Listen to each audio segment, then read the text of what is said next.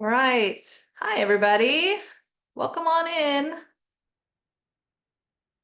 We'll let people stream in for just a moment, but I wanted to welcome you back in. And if Tila and John can help me with admitting folks, that would be really great. All right, so welcome back. This is our 29th meeting of the Local Energy Resources Network. The team here at the California Climate and Energy Collaborative is really happy to have you back. I'm featuring the Joshua Tree, a view from Joshua Tree from this weekend. I hope, and it was beautiful. I hope spring has sprung in a really beautiful way for you wherever you are. As usual, we have our typical lineup.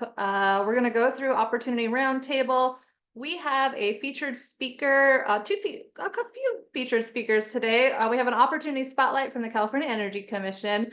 We also have the CARB Research Team here with us today. We're super excited to help them inform where they're headed with their next 5 years of research.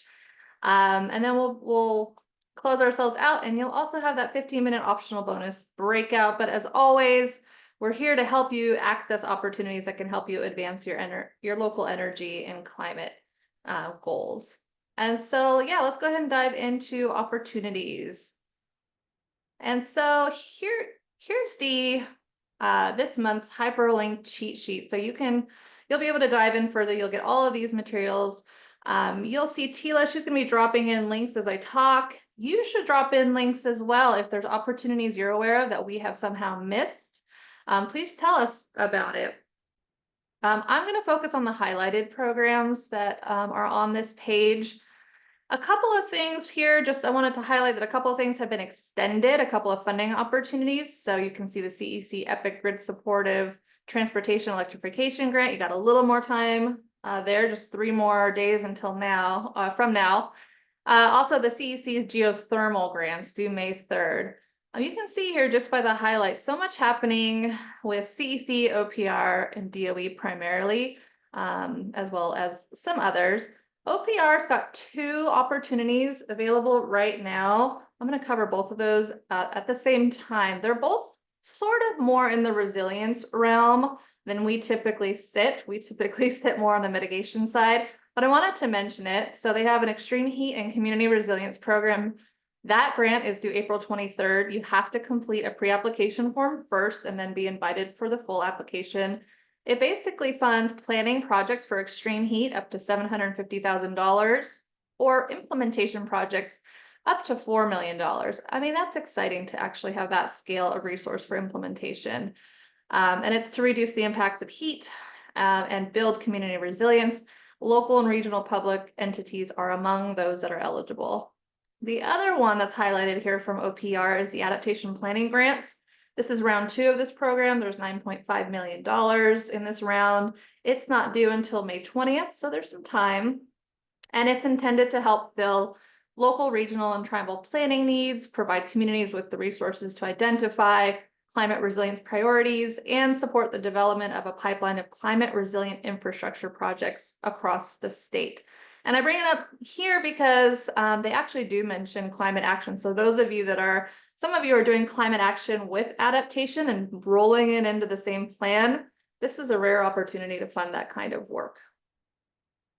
So that's OPR. The other ones I wanted to mention are coming from DOE, for example. There's a DOE Clean Transportation Research, Development, Demonstration, and Deployment Grant.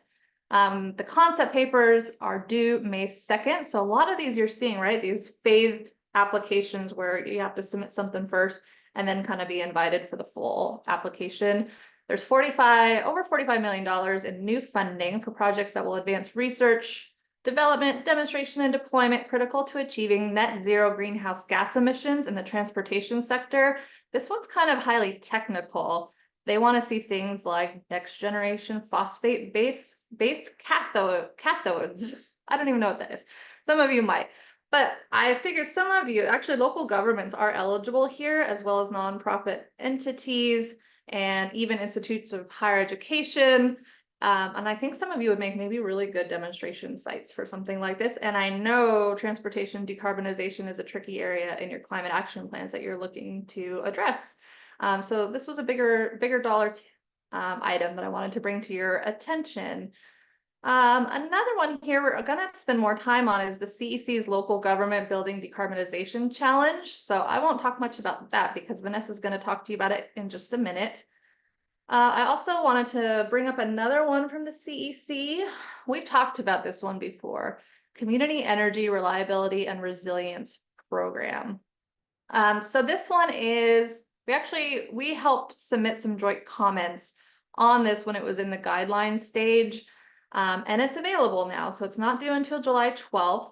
This one, still kind of in the resilience bucket, but it's to invest in projects and increase electric reliability and resiliency of communities in California by reducing outage frequency, duration, magnitude, and associated community impacts while bolstering California's workforce and promoting equity. Okay, so there's a lot of different eligible activities from weatherization to monitoring and control technologies, utility pole management. This isn't for everyone. I think they're really trying to target electric grid operators and generators, distribution providers, but they also mention any other relevant agency. And I think that provides some opportunities for some of you out there, if you're a municipal utility or even CCA, something to look at and see whether or not it's something you might qualify for. A couple other things to mention under other assistance. SCE let us know they have a program called Transportation Electrification Advisory Services. And that service helps qualified small or mid-sized fleets that are operating 50 or fewer on-road vehicles apply for grants that will fund the purchase of electric vehicles. So if you're each of you either are a fleet operator or know one in your, in your local government, this might be something to pass along. Also, large size fleets may also qualify for grant consulting and grant package review services. So they want to help you go out and get the dollars. And then another big one that I think we may hear about more next month. We're going to have the DOE folks actually come next month to talk about some of their programs.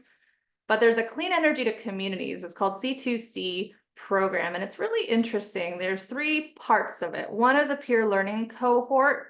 That one is to advance local clean energy goals, and it's this is funded by the DOE but managed by NREL. And basically, it's kind of a peer learning opportunity. A second piece of it is the NREL in-depth partnership, and it has an open request for proposals from for communities for 2 to 4 new in-depth partnerships. So this would include up to $500,000 in a subcontract and $3.5 million in technical assistance from national laboratories. The last piece of it is called Expert Match, and that gives you access to NREL and other national labs and select organizations to provide free short-term technical assistance to address near-term clean energy challenges and questions. So a lot of support here. I think it's kind of interesting, and we'll hear more about it next month. And the last piece I'm going to mention here is there's a bunch of fact sheets and information coming out around this IRA direct pay for tax credits. And if you're confused about it, I know a lot of you are. There's one that came out from EESI. It's a fact sheet. And also the Congressional Progressive Caucus Center has direct pay office hours every week and a toolkit. And so if you're like, how do I take advantage of the tax credit as a non-taxable entity? This is how you can learn more about it. Okay, so that's it for me. Again, throw stuff in the chat if you know of more. And now I get to welcome our first guest, Vanessa Durant, and she has been on the circuit with us telling us a little bit more about a new program out of the California Energy Commission. So thanks, Vanessa. Hi, thanks for having me. Hello, everyone. Good morning.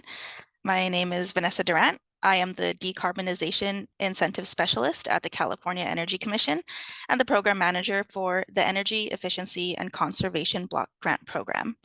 For anyone unfamiliar with the California Energy Commission, the CEC is California's state energy office and the state's primary energy policy and planning agency. Today, I will talk about the CEC's grant solicitation for the EECBG. All right, next slide, please. Okay, thank you. The goals of the EECBG are to reduce carbon emissions and energy use, improve energy efficiency, and increase community investment and local workforce development.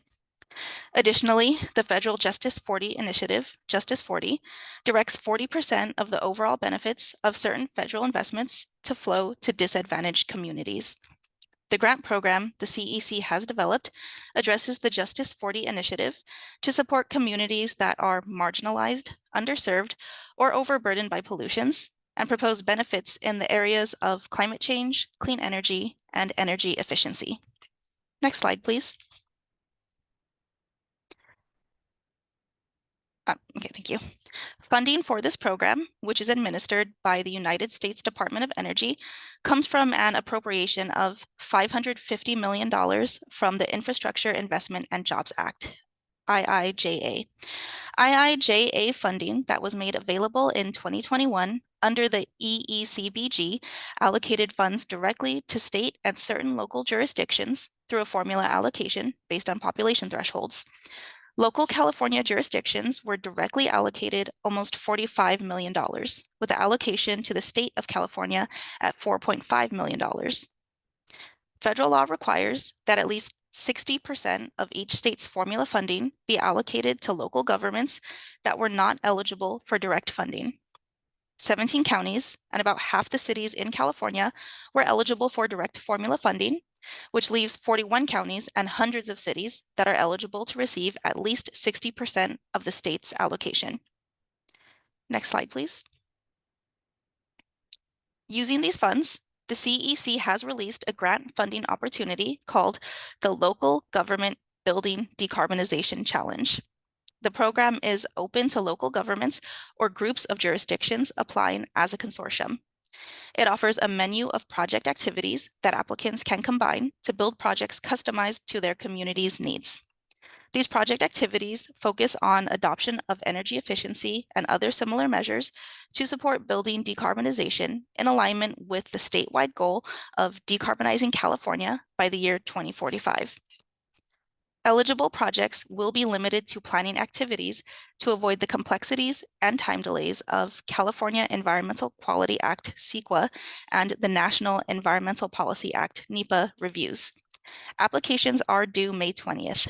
More details about the application can be found on the solicitation webpage linked on the slide here. Next slide, please. CEC developed a menu of planning activities that applicants can customize to their community's needs. The activities address state and federal priorities and streamline the application and awarding process. Project activities include community-focused building decarbonization plans to encourage adoption of energy efficiency, building decarbonization, and advanced building performance measures in new and existing homes and commercial buildings. Municipal buildings decarbonization plans to integrate energy efficiency and building decarbonization measures in buildings owned and operated by the jurisdiction. Efforts to improve municipal programs and processes to support building decarbonization, like permitting or code enforcement, to update processes and training to provide better informed and more timely approvals and assistance to applicants.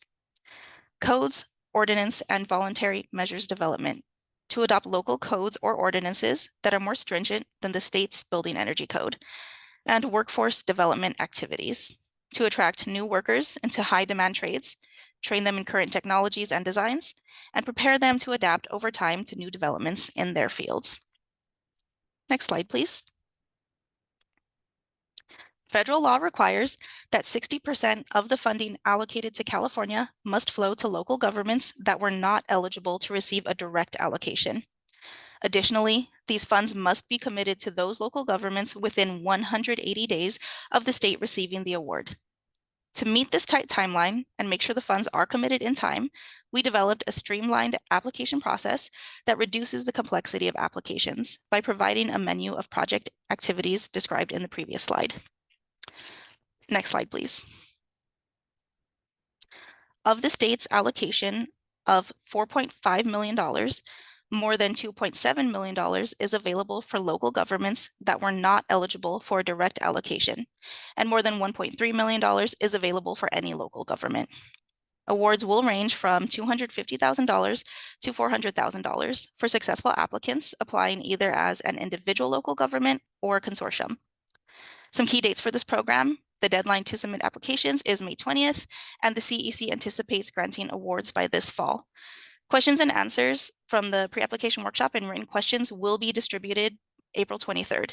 Any further questions about the solicitation should be directed to the CEC agreement officer listed in the solicitation manual, which can be found on the solicitation webpage. Next slide, please.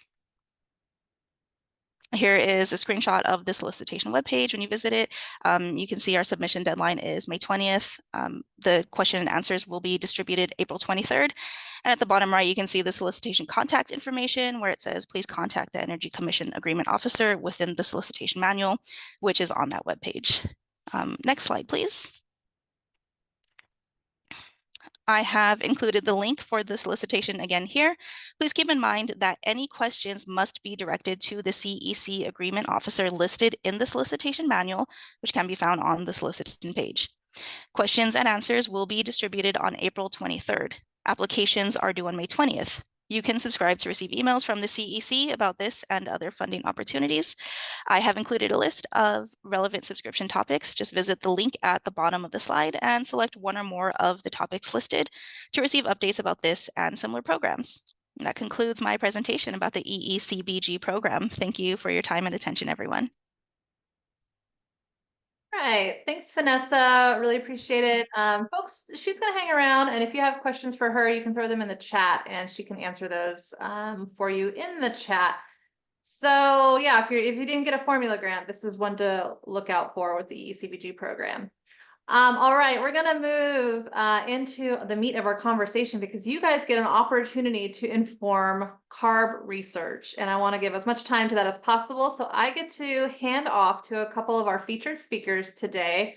Deidre Zoll is the air pollution specialist from CARB's research division, and she's joined today by Jose Lopez. He's another air pollution specialist with CARB's research division as well.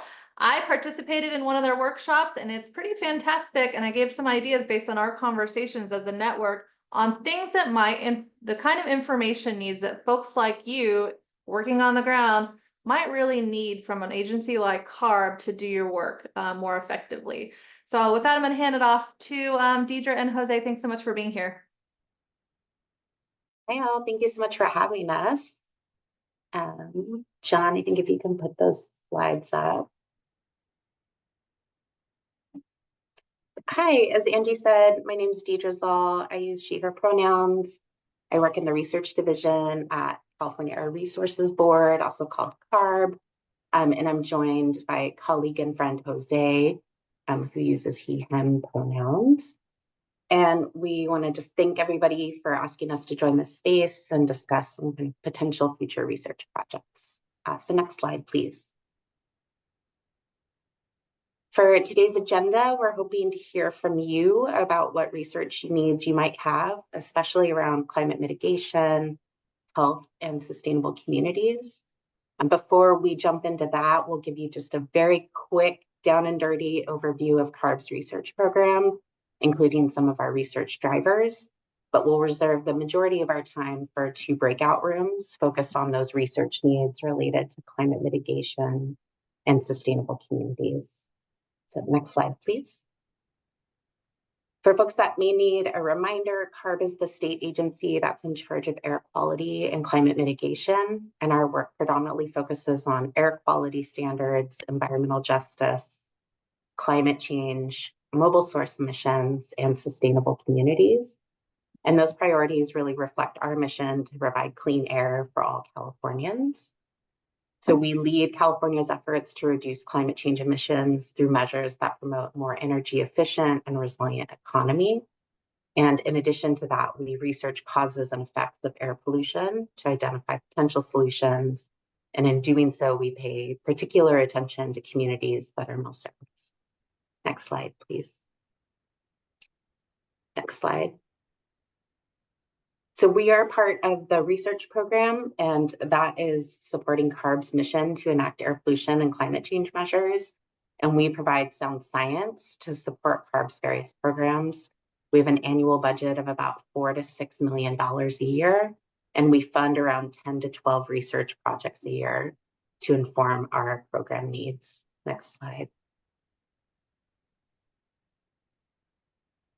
And in doing that, we develop a strategic research plan, and that's really designed to aid in our planning and outreach efforts. So each plan is developed through a public process that includes comment and concept solicitations, which we'll share a link with later, public meetings, and then other engagement options like today's meeting that we're trying to hold throughout the year to help develop that strategic plan.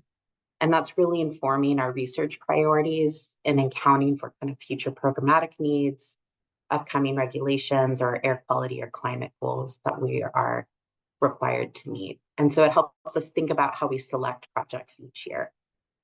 Next slide, please.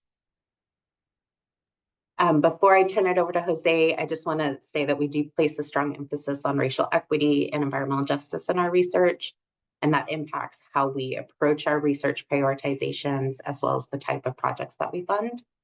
So today, what we'd like to chat about is sort of future research priorities, and we'll collect those and use them to inform our next strategic plan, which covers fiscal year 2025 through 2030. And with that, I'm going to turn it over to Jose to talk a little more specifically about the types of research that we do and the drivers behind that. Great, thank you, Deidre. And I do apologize ahead of time if you hear some barking in the background. My dog just decided to bark around this time, so apologize for that in advance. And thank you, Deidre. So yeah, just a little bit more about our research areas of focus. So our research is essentially driven by several mandates and needs, and some of which are highlighted on this table, along with some examples of some current research. For example, for air quality, CARB is responsible for reducing air pollution statewide to meet ozone and PM2.5 attainment goals. And the research on this area focuses on sources and information of these pollutants and creating new tools to reduce those pollutants, especially in overburden communities. For public health, we assess health benefits by translating reductions and emissions to health outcomes. And CARB's health research is geared towards filling knowledge gaps that can continue to inform this important process. Around climate, we have other important areas of CARB research, and we're the lead agency for fulfilling AV32 mandates. And CARB's recent 2022 scoping plan summarizes our statewide climate change mitigation goals, which includes reducing human emissions to 85% below 1990 levels by 2045. We have also maintained a significant amount of research in mobile sources, and we are working on advanced sensor technology and monitoring to help with enforcement, non-exhaust emission sources such as brake and tire wear, and how advanced technologies can reduce emissions from this sector. And lastly, the topic that we think will be of most interest to this group is our focus on sustainable communities. Many of our climate and air pollution challenges come from land use, our built environment, and how we interact with it. And Senate Bill 375 mandates the regional plans be implemented with specific targets for emissions reductions.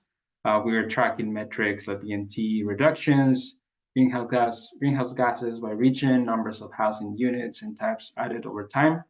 Also accessibility between housing and important amenities, overall housing costs, and level of investment in transportation infrastructure. And in the next slide, I will just be providing some research topics in this area. Next slide, please. Thank you. So some of our current research in the sustainable communities areas include looking at anti-displacement strategies, investigating the factors impacting changes in BMT, examining the impacts of affordable infill housing to reach emission targets, looking at the nexus of climate, air quality, and transportation as an integrated framework, also investigating the requirements and costs for decarbonizing buildings, and better understanding the needs and impacts of zero-emission vehicles on energy needs and emissions. And finally, as Deidre mentioned before, an important and active area of research includes whether the proposed solutions can be accessed equitably as well. So I think I'll stop here. I don't know if we had any questions in the chat or anything we have covered so far before we jump into the breakout groups. I don't. So other Civic Well folks, have you seen a question pop up here for these guys? I have not. Great. Okay. Well, we'll go to the next slide. Thank you. So today's goal, so we would like to, begin the breakout room. So we'll have probably about 15 minutes each where we will be asking questions to identify some of the research topics that you think can align with CARB's mission and should be included in the 5-year plan. Or also, as Angie mentioned, kind of help you thinking about what are some of the research that can help support the work in the ground in your respective communities. And so I also want to highlight that you can submit proposed research priorities through our annual comment and concept collection survey. And that survey closes on April 17. We will be dropping the link and revisiting that towards the end of the meeting. So I think with that, I'll just hand it over to I believe John and Tila, who are going to help us create 2 breakout groups to begin our discussion. All right, well, thank you. And as Deidre mentioned, thanks. Really appreciate all the good ideas, and think you'll have a great discussion around this. Just wanted to provide some next steps. So, thank you, John, Angie, and Tila for helping us taking notes. And, we will be capturing all this information and your responses, and we'll be aggregating that into the future research needs. Again, just a reminder that you can submit research ideas and other comments through the concept survey. And thank you, Tila, for providing that. So you can go to this link and access the survey and provide your additional comments or ideas before April 16. Also, in August of this year, we will have a follow-up meeting to discuss the proposed research initiatives for this fiscal year. And there you will also have an opportunity to attend the meeting and provide any additional feedback that you may have. Also, a full draft strategic plan will be made available as early as late December of this year. And once we have the full plan available for public review, you can submit your comments to a public docket that we will have. And then we'll also have the opportunity to tune into the board hearing in early 2025 as we finalize this strategic plan. And with that, I'll just, again, want to thank you for your time and sharing, all your thoughts with us today, and appreciate all that wonderful information. And we'll make sure that we, continue to have this space, hopefully in the future, to continue working with you as well. Thank you, Deidre and Jose, for spending the time with us. I invited them here because I really feel like building this bridge between the data scientists and researchers and the folks working on the ground could be really powerful. And I think you guys came up with some really good ideas. I'll follow up with you guys, Jose and Deidre, just to see what we can do to compile what we had today, if you need any support in making sure that gets in by your deadline. And thank you everyone for being so thoughtful here. Let's go to our next slide. I have, you can bust through all of these until we get to my my last slide here. I have a request. I could use your help with one thing. Next one. All right, so many of you are beginning to register for the annual CEC Forum. That's going to be on June 25th and 26th in Palm Springs, right? So hopefully you're all coming. I wanted to make sure as you're building your travel plans that you keep in mind, if you're a state or local government staff person, that you make time to come for the morning before the forum begins. It's 9 to 11 a.m. on June 25th, like we did last year. We'll have our state and local energy and climate coordination meeting in person right before the CEC forum begins. I have this survey that I'm hoping somebody can drop a link for in the chat. Thank you. I'm asking for your help coming up with topics. There's a few topics that we're considering, and it's really short form. If you have thoughts, just select one that you like or give us a better idea of the kind of topic you think would be really good for us to discuss in person at the SLEEK meeting in June. And to remind you, it's the kind of statewide systems level issues, barriers, and ideas. Those are the kinds of things we like to talk about at SLEEK. Okay, so next slide, please. I'll just wrap us up. This is the end of our official hour of the Learn meeting. Thanks again for everybody hanging around. Our next meeting will be on May 14th, and it's going to feature DOE's State and Community Energy Program Office and possibly another DOE office as well. We basically want to hear what's left in the investment realm, what's still active and coming in terms of funding opportunities. And there's a lot. And probably they'll tell us a little bit about the kinds of awards they've already issued. So come to that.